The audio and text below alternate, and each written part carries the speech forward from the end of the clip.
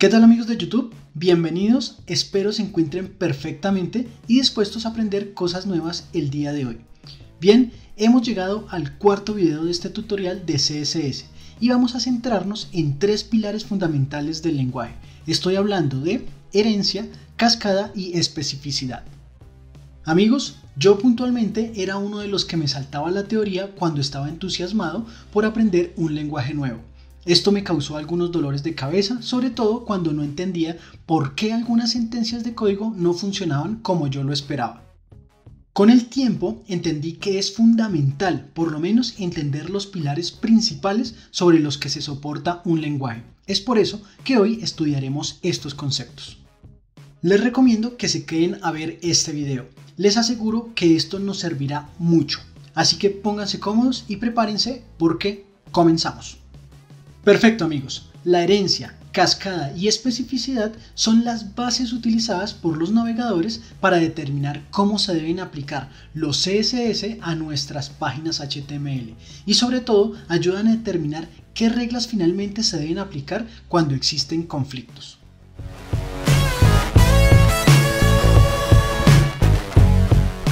Comencemos entendiendo herencia. Para esto debemos tener claro que algunas reglas de CSS aplicadas a un elemento HTML son transmitidas o heredadas a los elementos HTML hijos o elementos anidados. Miren este sencillo ejemplo HTML en el cual tenemos una sección compuesta por un título, un párrafo y un div, el cual también internamente tiene varios elementos anidados, como son unos párrafos, una lista, entre otros elementos. Sabemos que el HTML de una página se representa gráficamente como un árbol genealógico, donde por ejemplo, mirando nuestro HTML, del nodo sección tendríamos que desprender tres ramas, un H1, un párrafo y un div. Pero de la misma forma, del nodo div debemos desprender un nodo texto, dos nodos párrafo y un nodo lista. Y así sucesivamente hasta ya no tener más descendencias.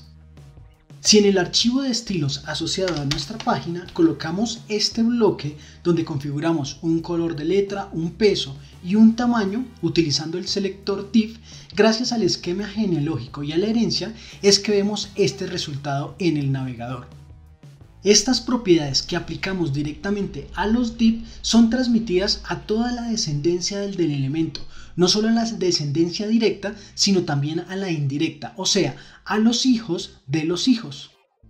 Pero la herencia se puede alterar simplemente aplicando un estilo específico a un elemento. Por ejemplo, si adicionamos este bloque de estilos al elemento de lista donde colocamos el color de la letra en negro, vemos cómo cambia el texto a negro en cada elemento, reemplazando específicamente esa propiedad, pero conservándose la herencia en las demás propiedades que no han sido modificadas específicamente. Muchas de las propiedades CSS tienen activa la herencia automáticamente, pero veremos cómo otras características no cumplen esta premisa. Miren qué pasa si al mismo bloque del div le adicionamos estas dos reglas más, para colocar un borde alrededor y una margen interna de 30 píxeles arriba, 5 al lado derecho, 10 abajo y 5 al lado izquierdo.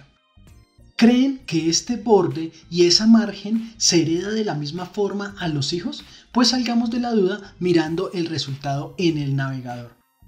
Observen cómo claramente el borde y las márgenes solo se aplican al elemento div, porque estas propiedades tienen deshabilitada la herencia por defecto, y esto es así porque sería muy complicado que todo se heredara. Por ejemplo, nuestra página se vería así si esas dos simples reglas se aplicaran a todos los elementos hijos del div por defecto. Es una locura, ¿verdad? Amigos, tengo que decirles que no hay una regla o comportamiento específico que dicte qué propiedades se heredan y cuáles no. Será la experiencia, la práctica y la intuición las que nos enseñen estos comportamientos. De todas maneras, CSS nos permite modificar esa configuración de herencia por defecto para cada propiedad por medio de unos controles universales. Tenemos el control inherit, que nos permite indicar que la propiedad debe ser heredada. También podemos utilizar el control initial, que nos indica que una propiedad debe tomarse de acuerdo a las configuraciones iniciales o por defecto del navegador. Contamos también con el control onSet, que indica que la propiedad se hereda de forma natural, o sea, como viene predefinida por defecto en el estándar CSS. Estos controles se utilizan de la siguiente manera. Por ejemplo, si queremos que los párrafos que se encuentran dentro de los div hereden el borde del padre, entonces vamos al archivo de estilos y colocamos este bloque con el selector correspondiente. O sea, aplicar a los elementos P que sean descendientes de un div y le indicamos a la propiedad border que debe ser heredada. Con esta modificación a la propiedad border, vemos que ahora los párrafos que están dentro del div heredan automáticamente el borde. Si cambiamos algo en el borde del div, por ejemplo, el color, pasémoslo a azul, vamos a ver cómo automáticamente ese cambio también es heredado por los párrafos dentro del div. Ahora amigos, sabemos que el color de la letra sí se hereda automáticamente. Entonces, si no quisiéramos ese comportamiento por defecto en los párrafos dentro del div, podemos utilizar el control initial para indicar pues la propiedad color en valor inicial. De esta forma, en el navegador, los párrafos dentro del div toman un color negro nuevamente, que es el color por defecto para la letra en cualquier navegador. Los invito amigos a que como práctica creen sus propios HTMLs con elementos anidados, apliquen propiedades, miren si se heredan y también modifiquen la herencia por medio de los controles. Practicando es la única forma de dominar esto. Además que no es muy complejo, ¿vale?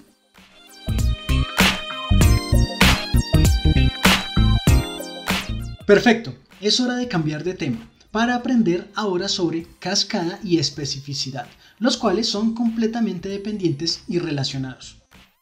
Cascada es muy fácil de comprender. Simplemente cuando en nuestro archivo de estilos exista un conflicto entre dos reglas, se tomará como válida la que esté más abajo. Para entender con claridad este concepto, basta con observar este ejemplo. Tenemos una página con una sección, con un título y dos div internamente. Ahora, en nuestro archivo de estilos, tenemos específicamente estos dos bloques que van dirigidos especialmente a los elementos div de nuestro HTML o de nuestra página. Utilizan el mismo selector, en este caso div. Es decir, que tienen el mismo peso o importancia. En el primero indicamos unas márgenes externas, un color de letra y un color de fondo gris. En el segundo bloque indicamos márgenes internas, tamaño de la letra y color de fondo marrón. Si se fijan detenidamente, la propiedad de color de fondo está tanto en el primer bloque como en el segundo bloque. Y como ambos bloques tienen la misma importancia o peso, estamos frente a un conflicto de reglas, porque el navegador debe decidir qué color de fondo colocar a los div, gris o marrón. En estos casos, siempre el navegador debe tomar la regla que esté más abajo, precisamente cumpliendo lo que dicta la regla de cascada. Es por eso que finalmente en el navegador el fondo es marrón para los div.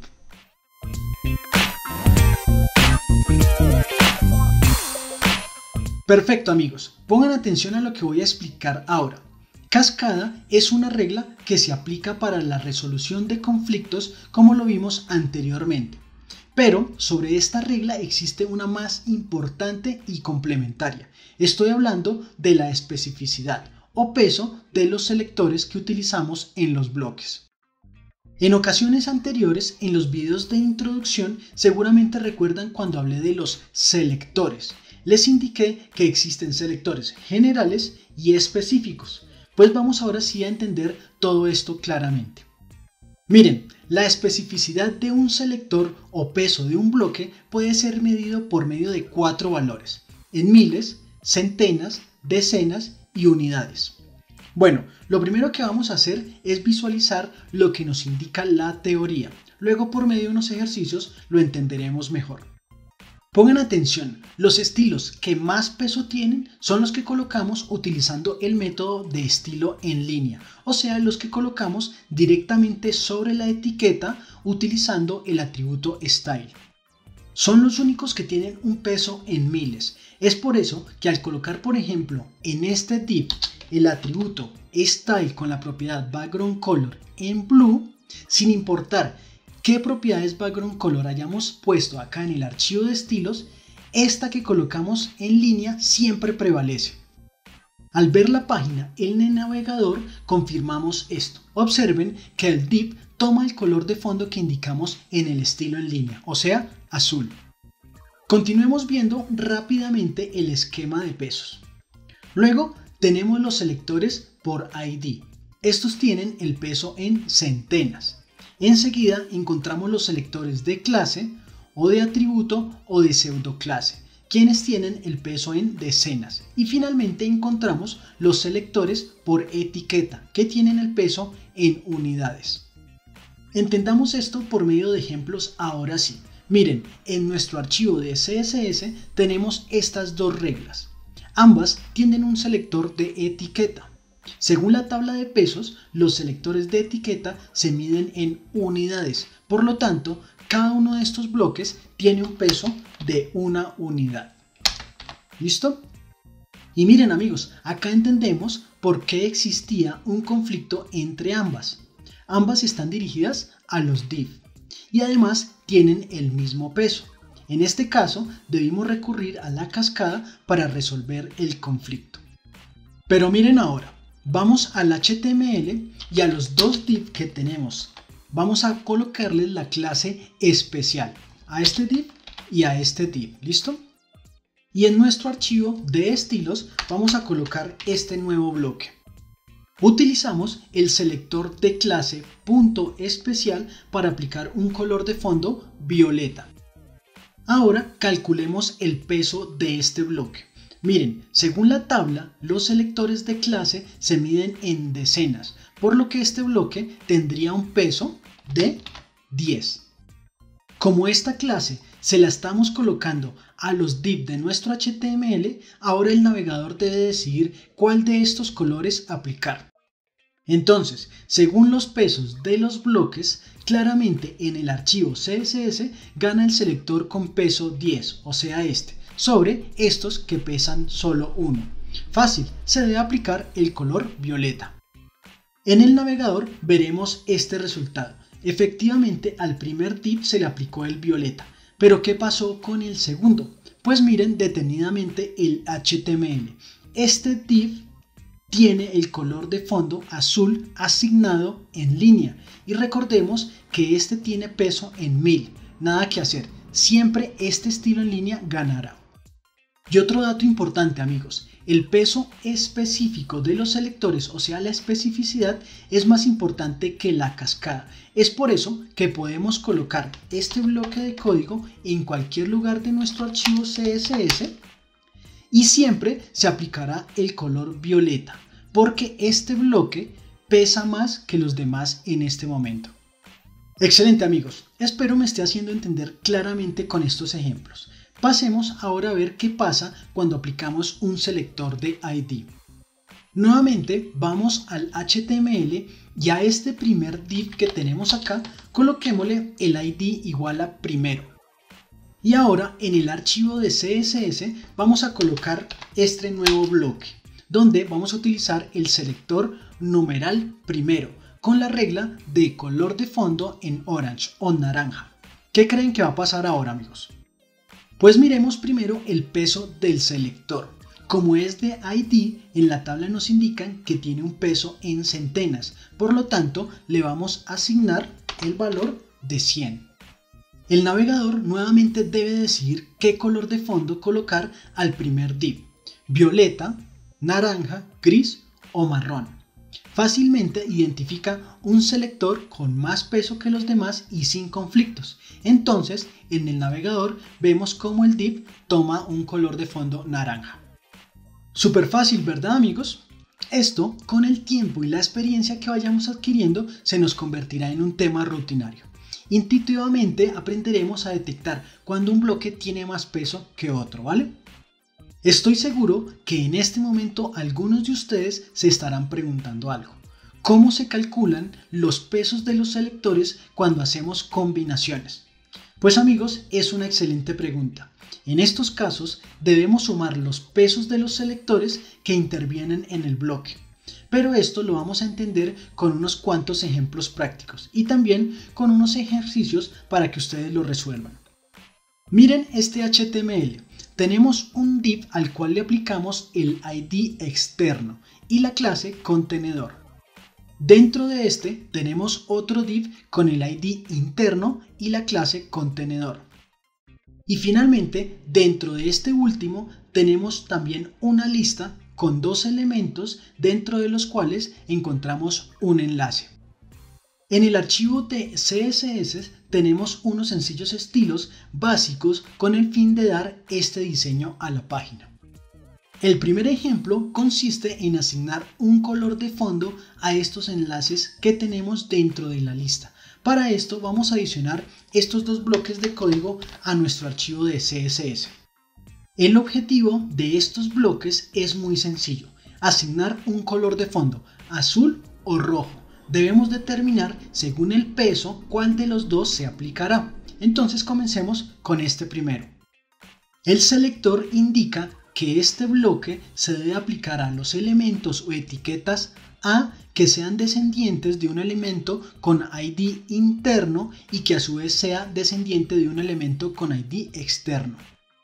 En el HTML vemos que en este momento estas etiquetas A son hijas de un div con ID interno, que a su vez es hijo de un div con ID externo. Por lo tanto, el bloque aplica correctamente. Ahora calculemos su peso total, sumando los pesos de los selectores que intervienen. Entonces, tenemos un selector de etiqueta, por lo que le vamos a dar un peso de una unidad. Luego tenemos un selector de ID, por lo que sumamos una centena, para tener 101. Pero tenemos otro selector de ID, por lo que sumamos otra centena para tener un valor final de 201. Listo, ahora tenemos el siguiente bloque que nos indica que el color de fondo debe ser aplicado a las etiquetas A que sean descendientes de un elemento que tenga ID externo. En el HTML observamos con claridad que estas etiquetas A son descendientes de este div con ID externo, por lo tanto este bloque también es válido. Debemos calcular ahora su peso, entonces comencemos nuevamente. Tenemos un selector de etiqueta, por lo que asignamos un valor inicial de una unidad. Luego tenemos un selector de ID, por lo que sumamos una centena. Y listo, este bloque pesaría entonces 101. Al comparar los dos bloques, fácilmente podemos determinar que las etiquetas A dentro de nuestro HTML tendrán un fondo azul, porque este bloque pesa 201. En el navegador efectivamente comprobamos nuestros cálculos anteriores. Ahora amigos, como segundo ejercicio debemos asignar un color de letra a estos dos enlaces. Para esto vamos a analizar los siguientes bloques que colocamos en nuestro archivo de CSS. Voy a comprobar el primero. Luego ustedes deben realizar lo mismo con el segundo y decidir si la letra de los enlaces será de color naranja o blanca. Vamos a ello. El primer bloque nos indica que el color se debe aplicar a los elementos A que sean descendientes de un elemento LI y que a su vez sean descendientes de una etiqueta UL y descendientes de un div. Y finalmente descendientes de un elemento con ID externo. Ahora amigos, si vamos al HTML comprobamos que el bloque aplica porque los elementos A están dentro de un elemento LI, que a su vez está dentro de uno UL, dentro de un div y dentro de un div con ID externo.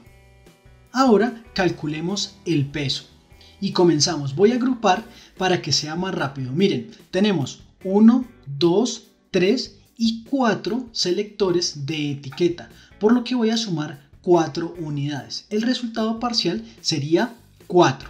Y por último tenemos un selector por ID, por lo que tenemos entonces que sumar 100 unidades para un total de 104 de este bloque.